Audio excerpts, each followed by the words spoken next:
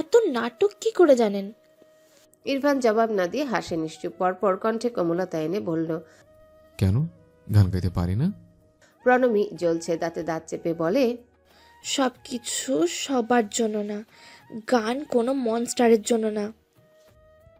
বাড়ি ফাঁকা। প্রীতম ইনুকে নিয়ে বিকেলে বেরিয়েছে, প্রেরণা শুদ্ধকে নিয়ে বেরিয়েছে পার্কে। মিস জেনি প্রণমীকে নিয়ে বাড়িতে ঢুকে দরজা লাগাতে দ্রুত পায়ে হেঁটে প্রণমী নিজের ঘরে ঢুকলো। আজ তাড়াহুড়ো করতে গিয়ে কপালে বাড়িও খেলো আচমকা। মস্তিষ্কে স্ফুটন চলছে। মিস জেনি আতঙ্কিত হয়ে ছুটে এলেন। মামনি শান্ত হও। প্রণমী শান্ত হয় না, রেগেমেগে বলে, কি করে মিস জেনি? ওই লোক তো এত ভালো গান করে, কি করে? সেটা তো জানি না আমি মামনি। প্রণমী রাগে কাঁপতে থাকে। একটা কর্কশ লোকের কণ্ঠ এত সুন্দর হবে কেন? কেন ওই অসভ্য লোক এত ভালো গান গাইবে? বিরক্ত লাগছে প্রণমী, সব কিছু বিরক্ত লাগছে। আজ একাডেমিতে ইরফান মির্জা গান গেয়েছে, প্রণমী শুনবে না করেও নিজেকে আটকাতে পারেনি শেষটায়। শুনেছে খুব মনোযোগ দিয়ে, যেন ওই লোক প্রফেশনাল গায়ক। মিস জেনি প্রণমীর পাশে বসে বললেন, আচরণ খুব নম্র ছেলেটার, তবু প্রেরণাকে অন্তত জানাই মামনি। না, কাউকে জানাবেন না মিস জেনি। ওই লোকের সাথে সব ঝামেলা আমার, আমি বুঝে নেব। না আপু ঢুকবে, না ভাইয়া, না ভাবি ঢুকবে। কত বড় সাহস, আমাকে চ্যালেঞ্জ ছুড়ে দেয়, আমাকে! হাঁপাচ্ছে প্রণমী, জেদ ঢুকেছে মাথায়। দিনকে দিন নিজেকে চূড়ান্ত সাহসী লাগছে, চূড়ান্ত। একটা নির্দিষ্ট গতিতে বাইক ছুটছে ইরফানের। হেলমেটের নিচে একজোড়া বাদামি চোখে অদ্ভুত শান্ত ভাব। চোখের সামনে ভেসে ওঠা একটা দৃশ্যপট। ছুটির সময় আবারও যখন মুখোমুখি হয়েছিল প্রণমীর, তখন প্রণমী আবারও বলেছিল, আমি কিন্তু ভাইয়া ভাবিকে নালিশ করে দিব। কি বলে করবে? আমি তোমাকে বিরক্ত করেছে? বলো, বিরক্ত করেছে? বিরক্ত করেনি ইরফান প্রণমীকে। আসলেই তো, কি নালিশ করবে সে? একাডেমি প্রণমীর নয়, না ওই লোকের প্রণমীর সাথে লেনাদেনা আছে।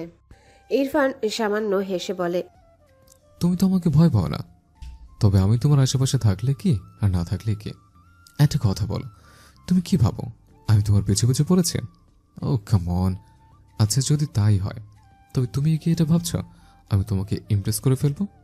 সেজন্য এত অস্বস্তি হচ্ছে? রাগে অন্ধ হয়ে গিয়েছিল প্রণমী বলেছে, কখনোই না। আপনি আমার আশেপাশে থাকলে আমার কিচ্ছুই না, কিচ্ছু না, আমার কিছু এসে যায় না। আপনি একটা ক্রিমিনাল, যাকে আমি ভয় পাই না। আপনি এখানে এসে প্রতিদিন নৃত্য করুন গিয়ে, এতে প্রণমীর কিছু আসে যায় না। একটু থেমে আবারও বলেছিল, ও, বুঝতে পেরেছি আপনার উদ্দেশ্য। ইরফান অবাক হয়ে বলেছে, বুঝতে পেরেছো কি উদ্দেশ্য? আপনি আসলেই আমার পেছনেই পড়েছেন, তবে আমার শান্তি হারাম করতে, তাই না ইমরান মির্জা? আপনি আসলে আমার কাছ থেকে এখন এই গানের জগৎটা কাটতে চাচ্ছেন। ভাবছেন আমাকে বিরক্ত করে এখান থেকে ভাগাবেন আপনি?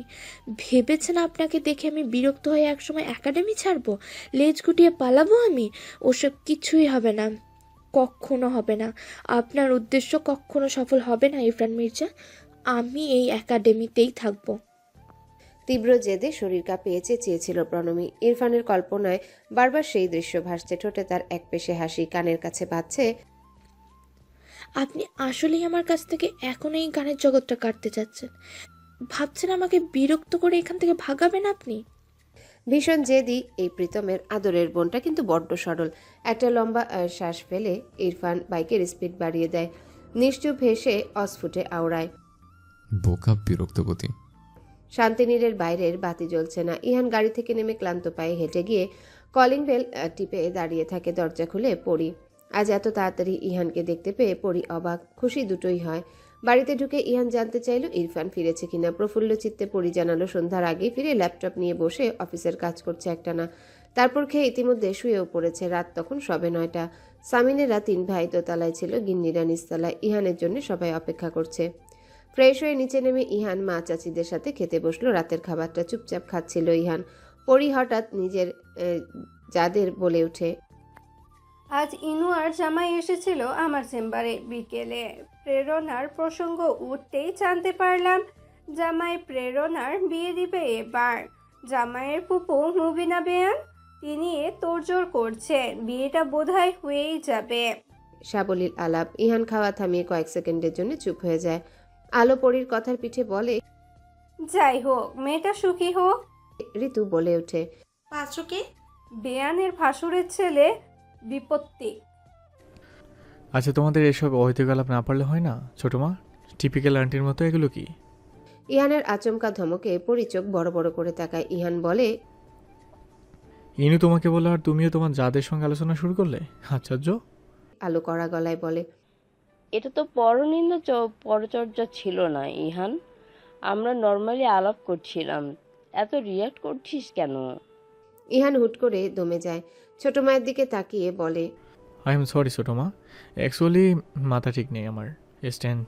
হন্তদন্ত হয়ে সিঁড়ি বেয়ে উপরে ওঠে ইহান। পরি তখনও বোকার মতো বসে আছে। ঋতু বলল, তুই কষ্ট পাস না, জানিসই তো ও কোন বংশের রক্ত। হুটহাট জ্বলে ওঠে মেজাজ, খালি মেজাজ এদের। পরি শান্ত ভঙ্গিতে বলল, আসলে একেও এখন ধরে বেঁধে বিয়ে করিয়ে দিতে হবে। ওর বউ এসে ওর এই মেজাজ সামলাবে। আমরা তো বুড়ি, ওর এমন হুটহাট ধমকে হার্টের প্রবলেম হয় আমাদের। ওরা তিনজা হাসতে হাসতে লুটোপুটি খায়। ইহান ঘরে ঢুকে দরজা লাগায়। তার কি হচ্ছে কি এসব? আজ ছোট মাকে এভাবে ধমকে উঠল। আজকের পথসভায় ভীষণ ধকল গিয়েছে, হয়তো সেজন্য স্ট্রেসড। তবে ওই কথাগুলো আচানক মস্তিষ্কে স্ফুটন শুরু হয়। দ্রুত পায়ে হেঁটে ড্রয়ার খুলে সিগারেটের প্যাকেটটা বের করে সেখান থেকে 2টা মালবড়ো শলাকা আর লাইটার তুলে নিতেই থমকায়। কিছুক্ষণ রিভলভারটার দিকে তাকিয়ে থেকে ড্রয়ার লাগিয়ে চলে যায় বারান্দায়। একসাথে 2টো সিগারেট শেষ করে দাঁড়িয়ে দাঁড়িয়ে রেলিংয়ে বলিষ্ঠ হাত ঠেকিয়ে রেখে পরপর কিছুক্ষণ ভাবে। অতঃপর গিয়ে হাতে ফোনটা তুলে কল লাগায় ইনুর ফোনে। ইনু রিসিভ করতে ইহান বলল, কি করছিস? স্কিন কেয়ার দাদান, কি হয়েছে? ছোট মা চেম্বারে এসেছিলি বিকেলে? কার বিয়ে? খুবই শান্ত স্বরে জানতে চাইল ইহান। ইনু থমকায় হঠাৎ এই প্রশ্নে, তারপর বলল, মাম্মা বলে দিয়েছে? এই মাম্মাটাও না কিছু পেটে থাকে না আমার মতন। আরে দাদান, বিয়ে নয়, বিয়ে দিতে চাচ্ছি আমরা আপুর। প্রীতম কোমর বেঁধে নেমেছে। পাত্র মুবিনা ফুপির ভাসুরের ছেলে। উনিও পলিটিশিয়ান, বিজনেস আছে। একটু বুড়ো যদিও, তবে দেখতে বেশ। ইহান চুপচাপ শুনল, তারপর বলল, তোর ননদ রাজি? ঠিক জানি না দাদান, আমার তো মনে হচ্ছে আপু রাজি। কারণ আপু হ্যাঁ বলেনি, তবে নাও বলেনি। আর মৌনতা সম্মতির লক্ষণ। প্রীতম যেভাবে ধরেছে, রাজি হয়ে যেতেই পারে। আচ্ছা, রাখছি। হুট করে কলটা কাটলো ইহান। রেলিং ধরে অন্ধকারের দিকে দৃষ্টি দিয়ে দীর্ঘক্ষণ তাকিয়ে থাকলো অযথায়। অতঃপর দ্রুত পায়ে ঘরে ঢুকে বিছানায় বসে আরও একটা সিগারেট শেষ করলো। তারপর আবারও ফোনটা তুলে মুইনকে কল করে হুট করে সময় না দেখেই মুইন তখন সারাদিনের ক্লান্ত শরীর নিয়ে বইয়ের সেবা নিতে ব্যস্ত। ইসি চুলে হাত বুলিয়ে দিচ্ছিল। পরম আবেশে চোখ দুটো বুজেছিল মুইন।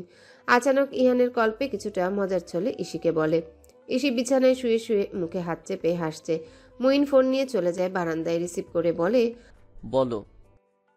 কোনো বাড়তি কথা খরচ না করে ইহান বলল, আমি যাকে পছন্দ করি তাকে আমি আসলে পছন্দ করি মুইন, এবং এটা ইনফেকসিয়েশন নয়, এটা খুব সাংঘাতিক কিছু। মুইন তবদা মেরে দাঁড়িয়ে আছে। রাত বিরেতে বোন আর বোন জামাইয়ের রোমান্সে ব্যাঘাত ঘটিয়ে তার সাংঘাতিক অনুভূতির আলাপ করতে এসেছে। গলা খাকারি দিয়ে মুইন বলল, তারপর? আমি বিয়ে করতে চাই তাকে। হ্যাঁ, তো প্রস্তাব দাও, আমাকে ডিটেলসে বলো। শ্বশুর শাশুড়িদের রাজি করানোর দায়িত্ব আমার। কিন্তু ওনার বিয়ে ঠিক হচ্ছে সম্ভবত। এমন অবস্থায় ঠিক কোন পদক্ষেপ নিলে ঠিক হবে আমি বুঝতে পারছি না। আমার কোনো আচরণে যেন উনি আমাকে অভদ্র মনে না করে। আমি কিভাবে ওনাকে অ্যাপ্রোচ করব? হতাশ মুইন চূড়ান্ত হতাশা নিয়ে বলল, সাজেশন চাইছো? তুমি তো আরো একটা প্রেম করেছিলে, আমি তো একেবারে জিরো। কথা ছিল যাকে পাবো তাকে ভালোবাসবো, বেসেছি। ইহান নিশ্চুপ। মুইন বলে, রিল্যাক্স, তোমার নার্ভাসনেস দেখে বুঝতে পারছি তুমি কতটা সিরিয়াস। মেয়েটি আসলেই লাকি। এখন শোনো, বিয়ে ঠিক হচ্ছে বললে হয়নি। যাও গিয়ে মনের কথা বলো, তারপর দিল বলে তুমহারে দুলহানিয়া লে আও, এটাও বলে দিতে হয়। যাও। এবার হাসলো মুইন। ফোন কাটার আগে বলল, মেয়েটির সাথে কথা বলে আমাদের জানিও, আমরাও দেখতে চাই তাকে। ফোন কেটে ইহান চুপচাপ বসে থাকে আরো কিছুক্ষণ। সিগারেটটা সম্পূর্ণ শেষ করে এবার বিছানায় গায়ে এলিয়ে দেয়। কপালে তার ডান হাত। এবার তার নিজের সাথে নিজের কিছু বোঝাপড়া করা দরকার। সমীকরণ জটিল, তাকে ঠান্ডা মাথায় মেলাতে হবে। একজন বিধবা মহিলা, একটা বাচ্চা আছে যে একটু একটু করে বড় হচ্ছে। একজন মানুষ হিসেবে একটা সুস্থ পরিবেশ তার জন্মগত অধিকার। আর এই দুজন ইহানের জীবনে দুটো মানুষ হবে না, কেবল হবে ইহানের আমৃত্যু রেসপন্সিবিলিটি। সোসাইটির মানুষের বাঁকা কথা, মানুষের বাঁকা হাসি থেকে সে বাঁচাতে পারবে এই মানুষ দুটোকে সবসময় সব মুহূর্তে। এই হিসেবগুলো খুব ঠান্ডা মাথায় মেলাতে হবে। সময় আজ রাতটা শুধু, তারপর একটা সিদ্ধান্ত নিয়ে নেবে ইহান। এমনটা যদি হয় তবে খুব কম সম্ভাবনায় আছে বর্তমানে সোসাইটি প্রেরণাকে নিয়ে হাসাহাসি করবে না। প্রতি পদে পদে তারা বোঝাতে আসবে এটা খুবই বেমানান জুটি হয়েছে, প্রেরণাকে নিচু দেখাতে আসবে, হাসি মজা করে প্রেরণাকে ইহানের পাশে অযোগ্য প্রমাণ করতে আসবে। এমন অনেক তিক্ত জিনিস ঘটতে থাকবে। এগুলো থেকে ইহান সবসময় বাঁচাতে পারবে প্রেরণাকে? খুব সাবধানে তাকে ভাবতে হবে। ইহান সে রাতে ঘুমায়নি, বলতে গেলে সারা রাত কেটেছে তার সিগারেটের ধোঁয়া ওড়াতে ওড়াতে আর সমীকরণ মেলাতে মেলাতে। খুব সকালে ইহান ফোনটা হাতে নিল। তখন ইহান শান্ত, একেবারে দৃঢ় নিজের সিদ্ধান্তে। দ্রুত আঙ্গুল চালিয়ে প্রেরণাকে মেসেজ করলো। আসসালামু আলাইকুম। ইহানের একটুও নার্ভাস লাগছে না এখন, তবে কেমন পাগল পাগল আর বেপরোয়া লাগছিল। ওপাশ থেকে খানিক সময় পরে প্রেরণা সালামের জবাব দিলে ইহান লিখে পাঠায়, প্রেরণা আপনার সাথে দেখা করতে চাই, কাইন্ডলি দেখা করুন, কিছু বলার আছে আমার। সকাল সকাল ইহান তাজওয়ারের মেসেজ পেয়ে খুব বেশি অবাক হয় প্রেরণা। তার অবশ্য কারণ আছে, কারণ ইহান তাজওয়ার মির্জার সাথে তার মেসেজে কখনো কথা হয়নি, প্রেরণাকে কখনোই নক করেনি সে। কিন্তু কারণটা কি হতে পারে? ইনু, প্রীতম, ইরফান মির্জা? কিন্তু বেশ কদিন ধরে তো সবটাই ঠিকঠাক, কোনো ঝুট ঝামেলা নেই কোথাও। তবে ভাবতে ভাবতে শাড়িটা পাল্টে নেয় প্রেরণা। সে এমনি তো অফিসে যাচ্ছিল, যাওয়ার আগে না হয় লোকটার সাথে দেখা করে যাবে। চুলে চিরুনি চালাতে গিয়ে হঠাৎ করে হাত থামে প্রেরণার। হুট করে মনে পড়ে যায় রেস্তোরাঁর কথা। তবে কি রেস্তোরাঁর ভাড়া নিয়ে ডিসকাশনে যেতে চাচ্ছে লোকটা? কিন্তু তার জন্য কফি শপে কেন দেখা করতে বলবেন? এটা তো অফিসিয়াল কথা। এমন নানান কথায় প্রেরণার মাথায় ঘুরপাক খেতে থাকে। পরক্ষণে চুলে বেনুনি করতে করতে একটা শ্বাস ফেলে ভাবে হবে হয়তো পারিবারিক বিষয় কিংবা প্রীতমের চাকরি বাকরি নিয়ে জরুরি আলোচনা। গিয়েই না হয় দেখবে। বড় মায়ের দেওয়া অফ হোয়াইট রঙের পাঞ্জাবিটা আটসাট হয়ে চওড়া কাঁধ, বলিষ্ঠ শরীর সুসজ্জিত করেছে। পাঞ্জাবির হাতা গুটিয়ে নিতে নিতে লম্বা কদমে যখন সিঁড়ি বেয়ে নামছিল তখন ইরফানের মুখোমুখি হয় সে। দাদানকে আজ অন্য বেশে দেখে দৃষ্টি তীক্ষ্ণ হয় ইরফানের। সে অফিস যাচ্ছিল, বলল, কোথায় যাচ্ছ? পার্টি অফিসে তো যাচ্ছ না। কাজ আছে। মেয়ে দেখতে যাচ্ছ? বড় মাকে নিয়ে যাও। ইহান থামল। ইরফান তার স্বভাব মতো ফাজলামি করে বলল, অ্যান্ড লিসেন, তোমার এই লুকটা অতি ডিসেন্ট। নতুন বর লাগছে, মেয়ে পড়বে না। ইহান ঘুরে তাকায় ভাইয়ের দিকে। ওর কাঁধে একটা হাত রেখে জ্ঞান দেওয়ার মতো করে বলল, অ্যান্ড ইউ লিসেন, অমন কাউকে পটানোর ইচ্ছে নেই যারা পুরুষের লোক দেখে পটে। তবু ম্যাটার করে। Not at all. এটা ভদ্র বিচক্ষণ মেয়ে, একটা পুরুষের চোখের ভরসা সম্মান খুঁজে বেড়ায়, না তো লুক খুঁজে। অসভ্য ব্যাড বয় লুক।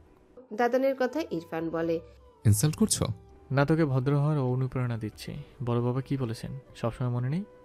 আজকাল খুব প্রেরণা অনুপ্রেরণার কথাই ভাবো দেখছি দাদান। ইহান শান্ত চোখে দেখছে ইরফানকে। ইরফান হাসি চেপে রেখেছে বহু কষ্টে। বাইরে বেরিয়ে ইরফান দুষ্টুমি করে আবারও বলল, ওকে, আজ আমাকে লিফট দাও তুমি। সময় নেই আমার। বলেই গাড়িতে বসে গাড়ি স্টার্ট দিল। ইরফান বসলো নিজের বাইকে। খুব ইচ্ছে করলো দাদানের পিছু নিতে, তবে আজ খাটালো না। ভদ্র হয়ে গিয়েছে ইরফান মির্জা। ইহান গিয়ে বসলো বুক করে রাখা টেবিলে। রেডিও কলোনি রোডের বাগানবাড়ি ক্যাফেটা এই শহরের সব থেকে নিরিবিলি ক্যাফে। ইহান বেছে বেছে এমন একটা ক্যাফেতেই টেবিল বুক করেছে। সবচেয়ে বড় কথা, তাকে আর প্রেরণাকে মানুষ একসাথে দেখে হয়তো কথা বানিয়ে ছাড়বে। তাই এই মানসম্মত নিরিবিলি ক্যাফেটাই বেছেছিল ইহান। গিয়ে বসতেই দুজন ওয়েটার এসে সালাম দিল। তাদেরকে অপেক্ষা করতে বলে ইহান পথ চেয়ে রইল প্রেরণার। কাকতালীয়ভাবে আজ প্রেরণার গায়ের শাড়ির রংটাও অফ হোয়াইট, পাটটা বেগুনি। ক্যাফের দরজা ঠেলে যখন ভেতরে ঢুকলো ইহান, আকস্মিক মাথা তুলে তাকাতেই থমকালো। লম্বা একটা বেনি ডান কাঁধে রেখেছে। চলনে দৃঢ়তা, তবে দৃষ্টি নত। উচ্চতায় ছোটখাটো ছিমছাম গোছের গাঢ় নীল চোখের ভদ্রমহিলা কিছুক্ষণের জন্য সফল হয়েছে ইহানের দৃষ্টি আটকাতে। কিছুটা কাছে এগোতে ইহান যখন টের পেল, খুক খুক করে কেসে উঠল। এতক্ষণ দৃঢ়তা নিয়ে বসে থাকলেও হুট করে নার্ভাসনেসে জমে গেছে লোকটা। পিঠ বেয়ে নামলো শীতল স্রোত। প্রেরণা নির্ধারিত টেবিলে ইহানকে চুপচাপ বসে থাকতে দেখে এগিয়ে এলো সামান্য হেসে। তার ভাবভঙ্গিতে বড্ড তাড়াহুড়ো ভাব। একটা চেয়ার টেনে বসে সরাসরি তাকায় ইহানের চোখে। ইহান নামিয়ে নিল চোখ অস্থিরতায়। তারপর ওয়েটারকে ডেকে দুটো কোল্ড কফি অর্ডার করে প্রেরণার দিকে তাকাতেই প্রেরণা বলল, কিছু হয়েছে? প্রীতমিনুর ব্যাপারে কিছু হয়েছে? ইসমাম আঙ্কেল তো ধীরে ধীরে মেনে নিচ্ছেন, তবে? ইহান চুপচাপ দুপাশে মাথা নাড়ে। প্রেরণা অস্ফুটে বলে, তবে বলছি রেস্তোরাঁর ব্যাপারে ভাড়া বাড়িয়ে দিতে হবে। অহেতুক কথাবার্তা শুনে ইহান জবাব কি দেবে বুঝে উঠতে পারছে না। ওদিকে কথাগুলো কিভাবে শুরু করবে তাও বুঝতে পারছে না। প্রেরণা ব্যাপারটা লক্ষ্য করে। নার্ভাসনেস এই লোকটার সাথে যায় না। তবে কি সিরিয়াস কোনো পারিবারিক ইস্যু? প্রেরণায় কণ্ঠে কোমলতা এনে ইহানকে আশ্বস্ত করে বলে, বলুন কি হয়েছে? কোনো ব্যাড নিউজ? সরি, বাট আপনার মুখ দেখে তো তেমনটাই মনে হচ্ছে। নড়ে চড়ে বসলো ইহান। নিজের মুখটাকে খুব আয়নায় দেখতে ইচ্ছে হলো তার মুখ দেখে আসলেই মনে হচ্ছে ইহানের প্রেরণাকে কোনো ব্যাড নিউজ দেওয়া আছে। প্রেরণা উৎসুক হয়ে তাকিয়ে আছে। ইহান এবার গলা খাকারি দেয়, বলল, অ্যাকচুয়ালি অ্যাকচুয়ালি এটা পার্সোনাল হয়ে যায়, বাট প্লিজ ডোন্ট মাইন্ড। আপনার বিয়ে ঠিক হতে চলেছে। স্তব্ধ প্রেরণা, চোখ মুখ কঠিন হয়ে যায় মুহূর্তেই। ইনুর উপর আচানক রাগ উঠে, নিশ্চয়ই কথাটা প্রচার করেছে। ইহান প্রেরণার অস্বস্তি দেখে নড়ে চড়ে উঠে বলে, মাইন্ড করবেন না, I need answer, simple and state. না, প্রীতম পাগলামো করছে, বিয়ে ঠিক হয়নি। খুবই শান্ত স্বরে জবাব প্রেরণার পরপর বলে, এখন বলুন, এখানে আমরা কিসের মিটিংয়ে এসেছি যেটার সাথে আপনার এই প্রশ্নটা রিলেটেড? I need explanation. ভদ্রমহিলা কিঞ্চিত চটেছে। ইহান যা বুঝলো, চটে যাওয়াটাই স্বাভাবিক। তবে ইহান আজকে পিছু হটবে না। সে নিশ্চুপ দম নিয়ে সরাসরি প্রেরণার মুখের দিকে তাকায়, কোনো রকম সংকোচ কিংবা জড়তা ছাড়াই বলে, এখন আমি আপনাকে একটা গুরুত্বপূর্ণ কথা বলতে চলেছি। আশা রাখছি আপনি আমাকে ভুল বুঝবেন না, কিংবা আমাকে। বলুন। আমি হঠাৎ কাউকে ভুল বুঝি না, ভেবে চিনতে ভুল বুঝি আমি। শান্ত স্বরে আওড়ায় প্রেরণা। 31-এর সুপুরুষ বারবার হোঁচট খাচ্ছে মহিলার সামনে, কিন্তু তাকে আজ একটা বিহিত করতেই হবে। সে চিত্ত কঠোর করে 2 মিনিট চুপ করে বলে ওঠে, আমার কথাগুলো যেভাবে গ্রহণ করুন না কেন, আমি একটাই চাই, আপনি একটা সুন্দর জবাব দিবেন। সুন্দর কথার সুন্দর জবাব দিই আমি। আবারও শান্ত জবাব প্রেরণার। ইহান আরও একবার গলা খাকারি দেয়। এবার আর কালক্ষেপণ না করে চিত্ত দৃঢ় করে রাশভারী গলায় বলে ওঠে, আমি আপনাকে বিয়ে করতে চাচ্ছি প্রেরণা। প্রেরণা এই ধরনের কথার জন্য আদতেও প্রস্তুত ছিল না। সে শুরুতে বুঝতে না পেরে ভাবলেশীন মুখে তাকিয়ে থাকে। ইহান এবার গভীর করে তাকায় প্রেরণার চোখে। কথাটা রিপিট করে আলাদা আলাদা স্পষ্টভাবে উচ্চারণ করে, আমি আপনাকে বিয়ে করতে চাচ্ছি। প্রেরণা শুনল। কয়েক মুহূর্ত অবিশ্বাস্য নজরে তাকিয়ে দেখলো ইহানকে। পরপর অস্বস্তি আর বিস্ময়ে মিলেমিশে তাকে হতচকিত লাগলো। ইহান শান্ত চোখে দেখছে। প্রেরণা শাড়ির আঁচল গুছিয়ে নিয়ে হাতের ভ্যানিটি ব্যাগ নিয়ে আকস্মিক উঠে দাঁড়ায়। অস্বাভাবিক ক্ষিপ্ততা তার উঠে দাঁড়ানোতে। ইহান সামান্য ভরকায়, তবু দৃষ্টি নামায় না। প্রেরণা বড় বড় দুটো শ্বাস ফেললো, আবার অস্ফুটে বলল, আমি আপনাকে বিয়ে করতে চাচ্ছি প্রেরণা। প্রেরণা এক পা পিছিয়ে গেল। চোখ বড় বড় করে ইহানের মুখের দিকে কয়েক মুহূর্ত দৃষ্টি দিয়ে অবিশ্বাস্য সুরে বলে উঠল, আপনি পাগল? না। ইহানকে কিছু বলতে দিল না, নিজে কিছু বলল। কেমন চুরি করে ধরা পড়লে চোর যেভাবে পালিয়ে যায়, প্রেরণা ঠিক সেভাবে ছুটতে ছুটতে বেরোলো রেস্তোরাঁ থেকে। তাজ্জব বনে গিয়ে ইহান প্রেরণার প্রস্থানের দিকে তাকিয়ে থাকে নির্নিমেষ। সে কিছু বলার সুযোগই পেল না। কি অদ্ভুত আচরণ! মুহূর্তে অস্থিরতা ঘিরে ধরে তাকে। ডাকতে গিয়েও ডাকে না। ফোনটা হাতে তুলে নিয়ে প্রেরণাকে মেসেজ করতে গিয়েও করে না। চুপচাপ গম্ভীর হয়ে বসে থাকে। ওয়েটার আসে কোল্ড কফি নিয়ে। ইহান চুপচাপ বিল মিটিয়ে উঠতে যেতেই ফোনটা বেজে উঠল। ফোনের ওপাশে ইনশিরা হড়হড়িয়ে বলল, দাদান প্রস্তাব দিয়েছো মেয়েটাকে? হুম। কি বলেছে? হ্যাঁ বলেছে? না। শুকনো গলায় ইনশিরা বলল, হ্যাঁ বলেনি? না বলেছে? না। তবে সময় চেয়েছে? না এসি। তবে কি বলেছে? কিছু তো বলেছে। ইহান একটা লম্বা শ্বাস ফেলে বলল, বলেছে আপনি পাগল। এক প্রকার ছুটে বেরিয়েছে প্রেরণা। তাকে দেখে আশেপাশের মানুষজন অবাক। প্রেরণা সবার দৃষ্টি দেখে নিজেকে সামলে নেয়। শাড়ির আঁচলে কপালের ঘাম মুছে হাঁটতে হাঁটতে গিয়ে একটা ক্যাবে চেপে বসে। ভ্যানিটি ব্যাগ থেকে পানির বোতল বের করে ঢকঢক করে গলাটা ভিজিয়ে নেয়। সংকোচ, বিস্ময় আর অবিশ্বাসের ঘোরে চলে গিয়েছে পুরো। ঘোর কাটলো অ্যাপার্টমেন্টের সামনে নেমে। অফিসে আজ যাবে না সে। দ্রুত ফ্ল্যাটে ঢুকে দরজা বন্ধ করে দরজায় ঠেস দিয়ে দাঁড়িয়ে থাকে অনেকক্ষণ। কানে বাজছে, আমি আপনাকে বিয়ে করতে চাচ্ছি প্রেরণা। আত্মীয়। লোকটা আত্মীয় বলে কি প্রেরণা রিয়েক্ট করতে পারলো না? নাকি ভদ্রসভ্য লোকটাকে দুটো কথা শুনিয়ে দিতে মন চাইলো না প্রেরণার? কোনটা? কেন লোকটার উপর চড়াও হতে পারলো না? তবে প্রেরণা নিজেকে সংযত করতে পেরে স্বস্তি পাচ্ছে। এমনিতেই নানা ঝুট ঝামেলা, তার উপর স্বয়ং ইহান তাজওয়ারের সাথে ঝামেলাবাদী। সবকিছু বিতৃষ্ণ করে দিতে চায় না প্রেরণা। নিজের ভাইয়ের সংসারের জন্য একটু সংযত তো হওয়াই যায়। প্রেরণার সর্বোচ্চ যেটা করা উচিত হবে সেটা হলো এড়িয়ে যাওয়া। হ্যাঁ, এটাই যেটা সে বরাবরই করে এসেছে। মেজাজটাকে ভীষণ সতর্কতার সাথে নিজের ভেতর আটকে রেখেছে প্রণমী। বিগত 38 মিনিট ধরে তার মুখ হাসি হাসি। এই একাডেমির লোকজন সব অমায়িক। তাদের সামনে কোনো অশোভন আচরণ প্রণমী করতে ইচ্ছুক নয়। তাই হাত মুঠি করে চেয়ার ঠেসে নিজেকে সংযত করে বসে আছে। নয়তো কখন গিয়ে ওই লোকটাকে দুটো কথা শুনিয়ে দিয়ে আসতো এখানে অতিরিক্ত ভালো মানুষের নাটক দেখানোর জন্য। ওস্তাদজির সাথে বিনয়ে একেবারে লুটুপুটি খাচ্ছে। নাটক বাজলো। অথচ সেদিন প্রণমীর মনে পড়ল তার থুতনি চেপে ধরে কিভাবে ডলে ডলে লিপস্টিক লাগিয়ে দিয়েছিল ওই অর্ধ উন্মাদটা। প্রণমীর রাগের বহু কারণ আছে। তার রাগ চক্রবৃদ্ধি হারে বাড়ছে তো বাড়ছে। ইরফান সবার সাথে হেসে হেসে কথা বলছে, আর ক্লাস 6-এর বাচ্চাদের তো গাল টিপে টিপে মজা করছে। সবাই তার সাথে দারুণ সময় কাটাচ্ছে বিরতির সময়টাতে। এসব বুঝতে পেরে প্রণমীর মেজাজ বিগড়ে যাচ্ছে। সে ওই লোকের জন্য তার ব্যাচমেটদের সাথে আড্ডা দিতে পারছে না। সব কটাকে কবজা করেছে ওই উগ্র লোকটা, কিভাবে করেছে কে জানে। প্রণমীও যাবে না ওদের কাছে, যা ইচ্ছা করুক সবাই। একাডেমির সর্বকনিষ্ঠ স্টুডেন্ট রিনি ক্লাস 3-তে পড়ে। সে ইরফানকে ডাকে লম্বা ভাইয়া বলে। গান শুনে বেশ পছন্দ করে ফেলেছে ইরফানকে। আদুরে সরে বিরতির সময়টিতে ইরফানকে বলল, লম্বা ভাইয়া, তুমি তোমার মতো করে একটা গান গাও না। আমার মতো মানে কাল গিটার নিয়ে যে গাইলে ওভাবে আরেকটা গান গাও। একে একে সিনিয়ররাও ধরল ইরফানকে। ইরফানকে নিয়ে এমনিতেও সবার কৌতূহলে শেষ নেই। ভীষণ বড়লোক বাড়ির ছেলে, তার উপর দারুণ গান গায়। চোখ মুখ শক্ত করে বসে রয় প্রণমী। এরা আগে বিরতির সময়ে তার কাছে গান শুনত। কত কত কথা ভাবতে ভাবতে তলিয়ে যায় প্রণমী বিরক্তিতে। সবার হাসাহাসিতে প্রণমীর ঘোর কাটে। ইরফানকে রাজি করিয়েছে সবাই গানে। 6ষ্ঠ শ্রেণীতে পড়ুয়া বাবাই গিয়ে গিটার এনে ইরফানের হাতে ধরিয়ে দেয়। প্রত্যেকে উৎসুক হয়ে তাকিয়ে আছে তার দিকে। প্রণমী উল্টো, সেই লোকের এমন বেহুদা সুরের গান শুনবে না। না মানে না, তার স্বর যতই ভালো হোক না কেন। দুহাতে কান চেপে ধরে প্রণমী। মিস জেনি পেছন থেকে ফিসফিসিয়ে বলে, হ্যালো বন্ধুরা, পরবর্তী পার্ট খুব তাড়াতাড়ি আসবে, তো সবাই অপেক্ষায় থাকো। আর চ্যানেলটি যারা এখনো সাবস্ক্রাইব করোনি তারা পরবর্তী পার্ট দেখার জন্য চ্যানেলটি সাবস্ক্রাইব করে রেখো। ধন্যবাদ সবাইকে, আমাদের সাথেই থেকো।